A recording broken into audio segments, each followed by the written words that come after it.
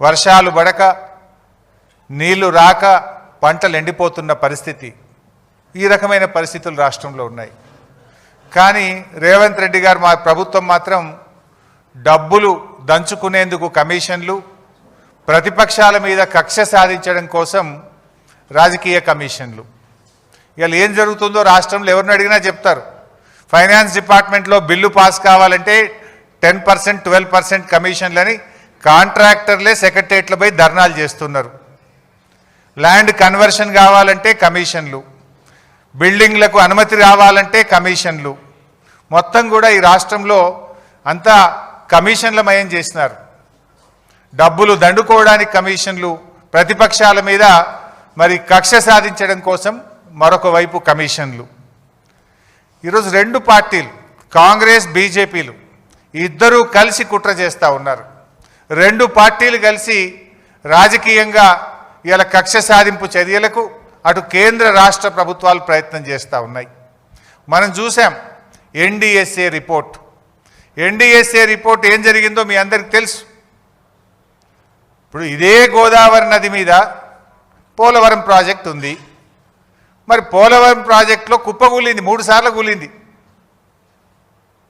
3 సార్లు కుప్పగూలిన ఆడికి ఎన్డీఎస్ఏ పోలే. ఇదే గోదావరి నది మీద అక్కడికి ఎన్డీఎస్ఏ పోదు, రిపోర్ట్ ఇయ్యదు. కానీ మేడిగడ్డ బ్యారేజ్ మీద మాత్రం పిలవకుండానే, రాష్ట్ర ప్రభుత్వం కోరకుండానే హడావిడిగా వచ్చి అసెంబ్లీ ఎన్నికల ముందు ఒక రిపోర్టు, పార్లమెంట్ ఎన్నికల ముందు ఒక రిపోర్టు, బీఆర్ఎస్ పార్టీ రజతోత్సవం జరుపుకుంటే దాని ముందు ఇంకొక రిపోర్ట్ ఇస్తారు. అది బీజేపీ నీతి.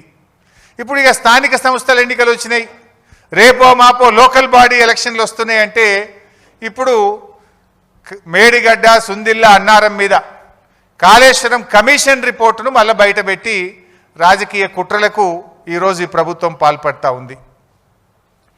అంటే ఎంత దుర్మార్గంగా, దానికి మీడియానే సాక్ష్యం. మీరే ఇక పిలుస్తుండ్రు అని రాసిండ్రు కమిషన్ ముందుకు. మీరే రాసిండ్రు కేసీఆర్ గారిని, హరీష్ రావు గారిని పిలవవలసిన అవసరమే లేదు, నివేదిక పూర్తయింది, రేపో మాపో ఇస్తారని మీరే రాసిండ్రు కదా. ఆ తర్వాత మళ్ళీ ఏం జరిగిందో ఏందో తెలియదు కానీ రేవంత్ రెడ్డి పోయి మరి ఏమైనా దండం పెట్టిండో ఏం చేసిండో కానీ రాత్రికి రాత్రే కమిషన్ గడువు పెంచిండ్రు. మళ్ళా రాత్రికి రాత్రే లీకులు. ఏమని? హరీష్ రావు గారిని, కేసీఆర్ గారిని కమిషన్ పిలిచింది, మాకు నోటీస్ రాలే. గమ్మత్ ఏంటంటే మాకు నోటీస్ రాలే, మీడియాలో మాత్రం లీక్ వచ్చింది. ముందు రోజేమో పిలుస్తలేరు, రిపోర్ట్ ఇచ్చిండ్రు అన్నారు. తెల్లారేమో లే రిపోర్టు ఎక్స్టెన్షన్ ఆఫ్ టైం అయింది, కమిషన్కు నోటీస్ ఇచ్చిండ్రు అన్నారు. మాకు నోటీస్ రాలే కానీ మీడియాలో మాత్రం నోటీస్ వచ్చింది. అంటే ఇదంతా ఒక కుట్రతో జరుగుతున్నది అనేది చాలా స్పష్టంగా మనకు అర్థమవుతా ఉంది. అయితే నిన్న ప్రభుత్వం ఏమో ఒక 60 పేజీలతో రిపోర్ట్ రిలీజ్ చేసిండ్రు. ఆ రిపోర్ట్ చూస్తుంటే అవాస్తవాలు, అబద్ధాలు, రాజకీయ దురుద్దేశాలతో కూడినటువంటి ఒక 60 పేజీల రిపోర్ట్ను బయటపెట్టినారు. ఇప్పుడు ఇంతకది పూర్తి రిపోర్టా, కమిషన్లో ఉన్న విషయాలే చెప్పారా, ప్రభుత్వం ఏమన్నా వండి వార్చిందా? ఇప్పుడు పూర్తి రిపోర్ట్ బయటకు వస్తే డెఫినెట్గా బీఆర్ఎస్ పార్టీ ఇంకా గట్టిగా స్పందిస్తాం. అసెంబ్లీలో పెడతామంటున్నారు. అసెంబ్లీలో 650 పేజీల రిపోర్టు పెట్టండి, చీల్చి చెండాడతాం, నిజాలు ప్రజల ముందు పెడతాం, వాస్తవాలను నిగ్గుదిల్చే విధంగా అన్ని విషయాలను కూడా శాసనసభ వేదికగా ఈ ప్రభుత్వాన్ని నిలదీస్తాం. ఎందుకంటే ఇప్పుడు ఆ విషయాలు నిజంగా కమిషన్ రిపోర్ట్లో ఉన్న విషయమా, కమిషన్లో లేనిది ప్రభుత్వం ఏమన్నా కల్పించి కొన్ని చెప్పిందా అనేటువంటిది తేలాల్సినటువంటి అవసరం ఉంది. ఎట్లా ఉందంటే నచ్చిన పేరాలు లీకులు, నచ్చని నాయకులు బాధ్యులు అన్నట్టు ఉంది. ఇప్పుడు 650 పేజీల్లో నచ్చిన పేరాలనే లీకులు చేసిండ్రు, నచ్చని నాయకులను బాధ్యులు చేసినట్టుగా నిన్న ప్రభుత్వం రిలీజ్ చేసిన రిపోర్టు కనబడతా ఉంది. ఎందుకంటే ఆ రిపోర్ట్ ఒకవేళ అదే నిజమైతే అది ఎట్లుందంటే కేంద్ర ప్రభుత్వాన్ని తప్పుపట్టినట్టుంది. కాళేశ్వరంకి అనుమతులు ఎవరు ఇచ్చిండ్రు? TAC, technical advisory committee report is given by government of India, కేంద్ర ప్రభుత్వమే ఇచ్చింది. ఒకవేళ ఆ రిపోర్ట్ నిజమే అయితే కేంద్ర ప్రభుత్వాన్ని తప్పుపట్టినట్టు, అన్ని అనుమతులు ఇచ్చిన సెంట్రల్ వాటర్ కమిషన్ను తప్పుపట్టినట్టు, ఇంజనీర్లను తప్పుపట్టినట్టు, రిటైర్డ్ ఇంజనీర్లను తప్పుపట్టినట్టు, బ్యూరోక్రాట్లను తప్పుపట్టినట్టు. అంటే ఈ రకంగా అసలు రిపోర్టు ఒకవేళ ఇచ్చిందా లేదా తెలియదు, ఇచ్చుంటే మాత్రం అది ఒకవైపే చూసి ఒకవైపే విని ఒకవైపే నిలబడి ఇచ్చిన రిపోర్ట్ లాగా ఉంది. అది వాస్తవం ఏందనేది 650 పేజీల రిపోర్ట్ బయటకు వస్తే కానీ తెలియదు.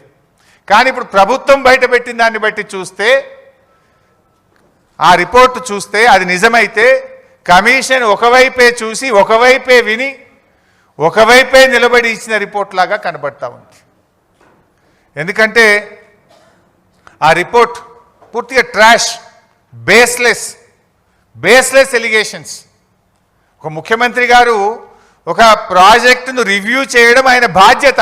అది రాజకీయ జోక్యం ఎట్లయితుంది?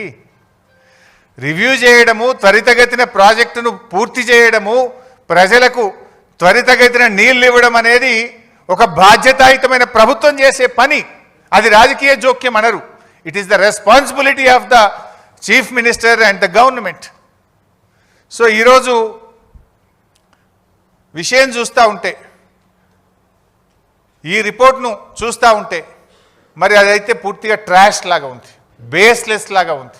చరిత్రలో ఇట్లాంటి కమిషన్లు, రాజకీయ వేధింపుల కోసం చాలా కమిషన్లు రిపోర్ట్లు ఇచ్చినాయి. అవేవి న్యాయస్థానాల్లో నిలబడలేదు. ఇందిరాగాంధీ గారి మీద కూడా అప్పటి జనతా ప్రభుత్వం షా కమిషన్ వేసింది. చంద్రబాబు నాయుడు గారి మీద కూడా కమిషన్లు వేశారు. అనేక కమిషన్లు దేశంలో వచ్చినాయి. ఏ కమిషన్లు కూడా న్యాయస్థానాల ముందు నిలబడలేదు. ఎందుకంటే రాజకీయ దురుద్దేశపూరితంగా ఇచ్చినటువంటి రిపోర్ట్లు న్యాయస్థానంలో నిలబడవు, ప్రజాక్షేత్రంలో నిలబడవు. ఎప్పటికైనా ధర్మమే గెలుస్తుంది, సత్యమే నిలబడుతుంది. అంతే తప్ప ఈ రాజకీయ దురుద్దేశంతో ఇచ్చేటువంటి రిపోర్ట్లు ఎప్పుడు కూడా నిలబడవు. ముఖ్యంగా రేవంత్ రెడ్డి గారి ప్రభుత్వం మనకు తెలుసు, మీకు తెలియదేముంది? కమిషన్ల పేరిట, కేసుల పేరిట రేవంత్ రెడ్డి గారు రెగ్యులర్గా వరుస ధారావాహికలు ఒకటి తర్వాత ఒకటి, ఎలక్ట్రిసిటీ కమిషన్ అంటాడు, కాళేశ్వరం కమిషన్ అంటాడు, లేకపోతే గొర్రెల స్కామ్ అంటాడు, లేకపోతే ఈ కార్ రేసింగ్ అంటాడు. ఏదో ఒకటి పెట్టి తన వైఫల్యాలను కప్పిపుచ్చుకునే ప్రయత్నం.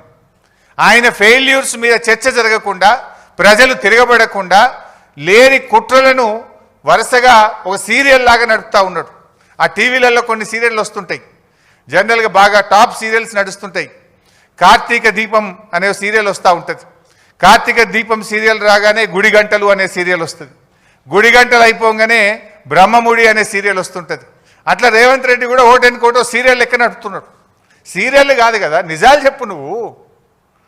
ఇవి మొత్తంగా చూస్తే రైతుల ప్రయోజనాలు ఫనంగా పెట్టి కేవలం కేసీఆర్ గారిని వ్యక్తిగతంగా ఆయనని ఇబ్బంది పెట్టాలి, కేసీఆర్ గారిని హింసించాలనేటువంటి ధోరణే తప్ప రైతులకు న్యాయం చేయాలనో ప్రజలకు మేలు చేయాలనేటువంటి చిత్తశుద్ధి ఈ ప్రభుత్వానికి లేకపోయింది.